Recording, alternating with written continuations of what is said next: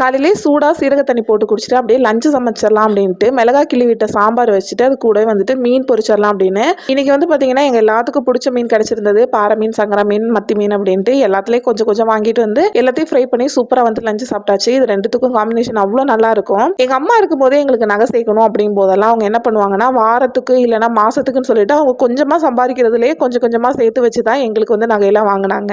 இப்போ நாங்கள் ஓரளவுக்கு சம்பாரிச்சா கூட ஒரு அரை பவுன் நகை கூட வாங்க முடிய மாட்டேங்குது. நானும் வருஷத்துக்கு ஒரு அரை பவுன் நகையாவது வாங்கிடணும், மாசம் ஒரு 2000 நகை சீட்டு கட்டணும் அப்படின்னு சொல்லிட்டு நினைச்சு இன்னைக்கு வரைக்கும் ஒரு 3-4 வருஷம் ஆச்சு. இப்போ வரைக்கும் நான் அதை வந்து செயல்படுத்தவே இல்லை. இடையில அப்பப்போ இந்த மாதிரி என் வீட்டுக்காரு தங்கச்சி எல்லாம் வாங்கி கொடுக்குற அந்த கிஃப்ட்ல வர நகை மட்டும்தான்.